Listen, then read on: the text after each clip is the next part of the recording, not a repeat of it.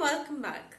Today, let's discuss something that we don't generally even talk about and not even acknowledge with ourselves. Like, we can't ignore this aspect in our life, and it is so, I don't know, discouraging when you speak out loud about it.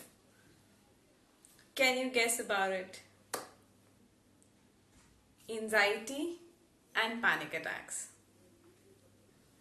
This is one term that personally in my life, whenever people have expressed around me, or people wanted to find that space to talk about it, either so the most replies that we get is, are you mad? Tum pagal ho?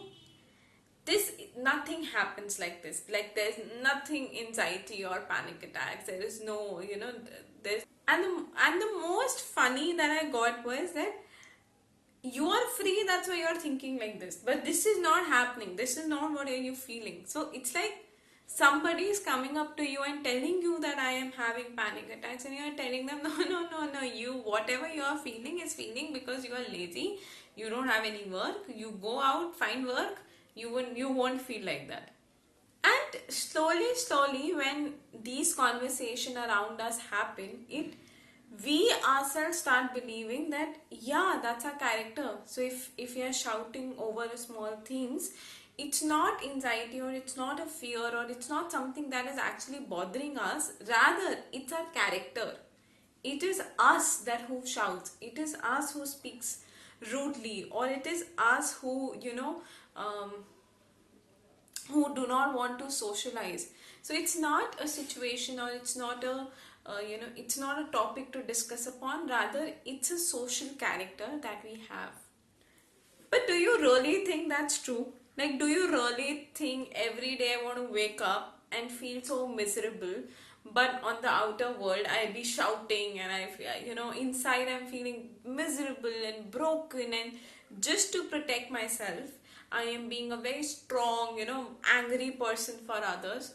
But do we enjoy that? No, I guess no. We don't enjoy. Like, nobody wants to wake up in the morning and say, you know what, I'm gonna shout on 10 people, that's my target.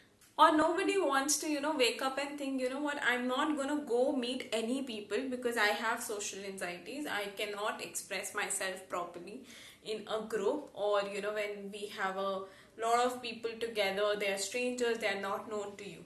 So it's not social anxiety, it's what we choose, it's our character. And it's been so many times that I've observed that, people does not have a space to even express. Even though it's very easy, I can sit down and tell you that, whatever you are feeling, express it to me. But there are so many other aspects that lead to that confidence in some other person, that, if I be miserable and vulnerable with you, I know it's gonna help me. So just by talking about safe space, we cannot really create that safe space. We have to actually sometimes, go out of our way to make somebody feel that way. And that's how we say that, we have a close bound with our best friends, or we have a closed, that's how I think we build a bond with somebody, with people. And then we say that, when I talk to them, I feel peaceful, I feel nice, because we share that bond. So it's the bond that creates the safe space. Today we're not gonna discuss go in details what happen in anxiety. Rather, just understand what anxiety is. And with the period, like, it's going to be almost 8 years now, and with every year growing, I'm understanding that anxiety is very different for everybody. There are some unaddressed emotions or experiences or childhood expectations that is deep inside us, and it actually comes up as our personality. But is it really our personality? That's being the next question to myself, that, does really your anxieties or panic attack defines your personality? Though personally I don't agree to that. I feel it's a very unaddressed topic in everyone's life. But yes, it does show up because it's there within us, and until unless we do not find a solution to it, or we do not find a path to, unfold that unfold that memories will be expressed in ourselves. Now the fun fact, I feel our fears are actually our fears also kind of build anxieties within us, that's why earlier we used to say that face your fears, you'll be more powerful, you'll be strong, you just have to, walk down onto, like, try everything that you feel fear of, right? Like fear of missing someone, fear of losing someone, fear of not having that comfortable space. So, facing the fears can help you even conquer anxiety.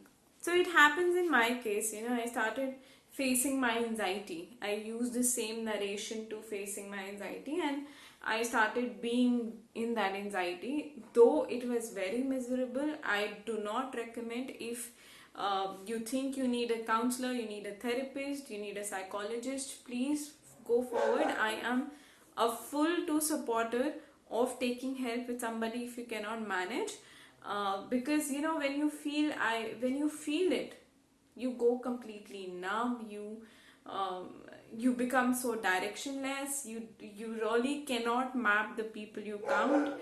And those little activities do help you, like I used to make a list of all the people that can help me and at what stage. I used to have I used to have those songs for me. I used to go in the nature, sit with nature. But then I also feel that sometimes it's become out of our control, and we need a second person to help us channelize that thoughts. One confession that anxiety have is that your body shivers, and there is some, like, there is a lot of pain in your body, but it's all undiagnosed. Like, nobody can tell you why that pain is happening except for yourself or your therapist or psychologist. Yes, and psychologist, psychiatrist. However, reading and listening to the experiences of people who had anxiety, who have been in the same position that I did, it become very helpful. And that's what I'm gonna do in this series. We are gonna talk everything that I experienced, or I know, or I have explored in terms of anxiety, and let's unfold more.